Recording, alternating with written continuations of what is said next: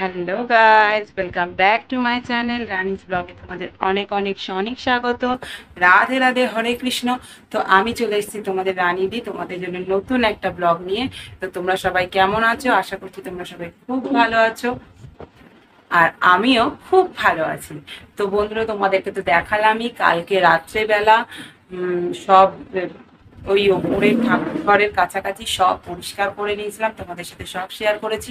তো আজকে হলো গিয়ে আজকে বুধবার, আর 26 তারিখ। তো এখন সকাল হয়ে গেছে, আমি ফ্রেশ হয়ে নিয়েছি, ঘরের সব কাজ করে, প্রচুর কাঁচা ছিল, সব কেচে পরিষ্কার হয়ে ফ্রেশ হয়ে তোমাদের সাথে চলে এসেছি একটু কথা বলতে।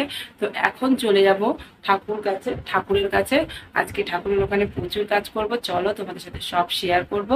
আমবাতি যেহেতু সেরে গেছে কালকে, তো তার জন্য এখন ঠাকুরদের সব পরিষ্কার করব। তো চলো তোমরা সঙ্গে থাকো আর ভিডিওটা দেখতে থাকো। আর যদি তোমাদের ভালো লাগে অবশ্যই একটা ছোট্ট লাইক করে দিও বন্ধুরা। তো তোমরা যদি লাইক করো আমার মোটিভেশন বাড়ে, তোমাদের জন্য আমি আরো অনেক ভিডিও করার ইচ্ছা জাগে। তো বন্ধুরা, তোমরা যদি নতুন হও তাহলে অবশ্যই সাবস্ক্রাইব করে নিও, আর করে থাকো তাহলে অবশ্যই পাশে বেল আইকনটা প্রেস করে দিও, তাহলে বন্ধুরা পোস্ট করলে তোমাদের কাছে চলে যাবে সবার আগে। তো চলো বন্ধুরা, সঙ্গে থাকো আর দেখতে থাকো। তো দেখো বন্ধুরা, মা তো আগেই চলে এসেছিল, মায়ের অর্ধেক কাজ সিংহাসনের হয়েও গেছে, সব ঠাকুর নামিয়ে পরিষ্কার করা শুরু করে দিয়েছে, আর আমিও চলে আসলাম, এসে সব ঠাকুর নামানো শুরু করে দিলাম। তো বন্ধুরা, তোমরা দেখতে পাচ্ছ, তোমরা হয়তো ভাবছো যে এখানে দুটো সিংহাসন কেন আছে। তো বন্ধুরা, তোমাদেরকে বলে দিই, এই পাশের যেটা আমি পরিষ্কার করছি এই সিংহাসনটা আমার, আর এ পাশেরটা মায়ের ঘরের। তো আমি যেহেতু এখন বাপের বাড়িতে থাকি, তো আমি যখন আগে শ্বশুর বাড়িতে থাকতাম, তো তখন তো আমার একটা আলাদা সিংহাসন ছিল, এটা সেটাই। তো দেখো, আমি সব ঠাকুরগুলোকে আগে নামিয়ে নিচ্ছি, তারপর এদিকে অনুকূল ঠাকুরকেও নামিয়ে দিলাম। আমরা অনুকূল ঠাকুরেরই দীক্ষিত। তোমরা কে কে অনুকূল ঠাকুরের দীক্ষিত আমাকে অবশ্যই কমেন্ট করে কিন্তু বন্ধুরা জানাবে। তো তোমরা দেখতেই পাচ্ছ বন্ধুরা, আমার 3 থাকের সিংহাসন। তো কেন বলো তো বন্ধুরা, আমি যেখানে আগে আমার শ্বশুরবাড়িতে থাকতাম সেখানে তো খুব ছোট্ট একটা ঘর ছিল। তো সেখানে আর আমার তো না অনেক ঠাকুর ভালো লেগে যায় তখনই আমি নিয়ে চলে আসি আমার ঘরে। তো এই করতে করতে অনেক ঠাকুরও হয়ে গেছিলো, তো একটা সিংহাসনে রাখাটা খুব অসুবিধার ছিল। তাই আমি এরকম একটা 3 থাকের এরকম সিংহাসন নিয়েছিলাম, দিয়ে নিজেই রং ঠং করে নিজেই প্ল্যান করে এইভাবে সাজিয়েছিলাম। তো বন্ধুরা, তোমরা জানিও এরকম করে সাজিয়ে আমার সিংহাসনটা কীরকম লাগছে। তো দেখতে থাকো। আমি দেখো এবার ঠাকুরদেরকে স্নান করানো শুরু করে দিয়েছি। প্রথমে আমি গণেশকে স্নান করিয়ে নিলাম, এরপর আমি মা সরস্বতীকে স্নান করিয়ে নেব। জানো বন্ধুরা, যখন আমার ছেলে প্রথম হাতে করে দেয় তখন আমি সরস্বতী ঠাকুর নিয়ে আসি ঘরে। কেন, আমার মনে হয় যে ঘরে ছেলে হাতে খড়ি দেবে তো ঘরে পুজো করাটাই খুব ভালো হবে, তাই তখনই আমি মা সরস্বতীকে আমার ঘরে নিয়ে আসি। আর দেখো কি সুন্দর সুন্দর জামা আছে এই সরস্বতী লক্ষ্মী। তোমাদের সাথে একদিন আমার ঠাকুরের গোপালের কি কি জামা আছে সব তোমাদের সাথে একদিন শেয়ার করব। তো আমার মা সরস্বতীকেও স্নান করানো হয়ে গেল, তো আমি এবার মা লক্ষ্মীকে স্নান করিয়ে নেব। জানো বন্ধুরা, লক্ষ্মী ঠাকুর আমি যখন প্রথম সংসার শুরু করি তখনই পুজো করা শুরু করেছিলাম। জানি না কেন আমার মনে হয় যে ঠাকুর পুজো যেগুলো আর কি সাধারণত সবার ঘরে হয়ে থাকে আমার ঘরেও হবে। তাই আমার এরকমই স্বপ্ন, সব পুজো আমি করব। হ্যাঁ, সব বড় বড় পুজো করার সামর্থ্য আমার নেই, কিন্তু এই ছোট ছোট লক্ষ্মী ঠাকুরের পুজো, সরস্বতী ঠাকুরের পুজো, গণেশ পুজো, এই সব পুজো, ছোট ছোট পুজো তো আমি করতেই পারি, যেভাবেই পারি ছোট করে নিজের ঘরে নিজের মতন করে। তাই আমি এই সব পুজো নিজেই করে থাকি। তো দেখো, মা লক্ষ্মীকেও আমার স্নান করানো হয়ে গেল। আমি এবার ঘট পেতে দিলাম মা লক্ষ্মীর পাশে। এবার আস্তে আস্তে প্রত্যেক ঠাকুরকেই তাদের নিজেদের আসনে বসিয়ে দিচ্ছি। মা সরস্বতীকেও বসিয়ে দিলাম আর গণেশকেও বসিয়ে দিলাম।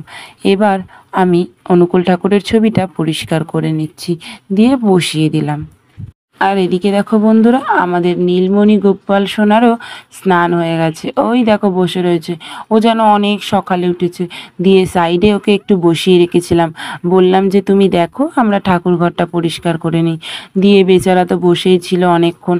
তারপরে ওকে স্নান করে এখন মা সাজিয়ে দিচ্ছে।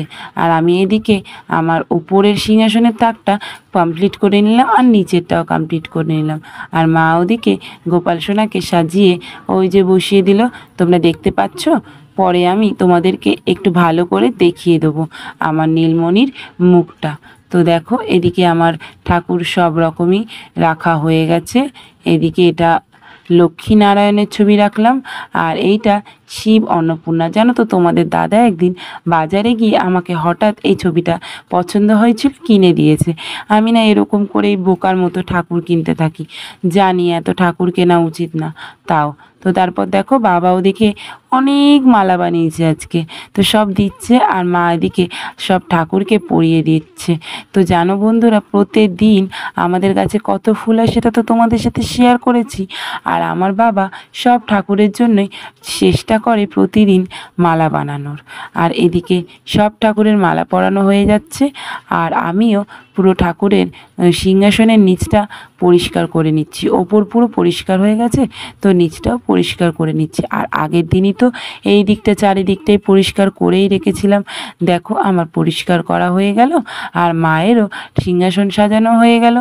এবার বাবাকে দিলাম জলটা ওইদিকে রেখে দিতে, ঠাকুর স্নানের জল তো, তার জন্য। কেন, ওটা তো গাছে দিতে হবে, ওটা তো অন্য কোথাও দেওয়া যায় না, ওটা গাছের মধ্যেই দিতে হয়। তো তারপর দেখো বাবা এই সিংহাসনের ঠাকুরের জন্য মালা নিয়ে চলে এসেছে। আজ না হলেও বাবা সব ঠাকুরের জন্য মালা বানিয়েছে। আজ অনেক ফুল হয়েছিল, জানি না কেন ঠাকুরের আশীর্বাদে, হয়তো ঠাকুরের ইচ্ছা হয়েছিল আজ সবাই মালা পরবে, তাই জন্য ঠাকুর সবার জন্য মালা বানানোর সামর্থ্য করে দিয়েছে আমাদের। তো বাবার মালা বানানো হয়ে গেছে, আমি সবাইকে মালাও পরিয়ে দিয়েছি। আর জানো বন্ধুরা, জবা ফুল এত ফুটেছিল যে সিংহাসন ভরে গেছে, আর সবাইকে দিয়েও দিয়েছি অনেক। তো তারপর দেখো আমি সুন্দর করে গোপাল সোনার কাছে টুক করে দুটো জবা দিয়ে দিয়েছি, ওর খুব পছন্দ লাল জবা। দেখো এবার আমি কি করছি, সব ঠাকুরের চরণে ফুল দিয়ে দিচ্ছি। দেখো বন্ধুরা, প্রেমানন্দ মহারাজজি, তোমরা নিশ্চয়ই চেনো ওনাকে। আমরা ওনাকে বৃন্দাবন থেকে নিয়ে এসেছি। উনি কিন্তু আমাদের অনেক অনেক সাহায্য করে আমাদের এই ভক্তিপথে আনতে। তো দেখো এদিকে সব রকম মায়ের ছবি আছে। তারপর এইখানে আমাদের নীলমণি সোনাকে দেখো, ওই যে, আর এদিকে মা লক্ষ্মী, গণেশ, পঞ্চতত্ত্ব, রাধাকৃষ্ণ, রাম, সীতা, আর আমাদের ভোলানাথ। আমার ভোলানাথ আমার আরাধ্য। হ্যাঁ, তোমরা ঠিকই শুনেছ, আমার ভোলানাথের জন্যই আজ আমি এই পথে আসতে পেরেছি। আর এই যে দেখো প্রেমানন্দ মহারাজজির চরণ, তোমরাও একটু আশীর্বাদ নিয়ে নাও।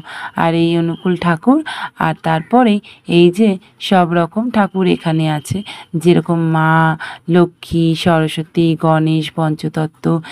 তো বন্ধুরা, আজকের ভিডিওটা তোমাদের কেমন লাগলো আমাকে অবশ্যই কিন্তু কমেন্ট করে জানাবে। তো রাত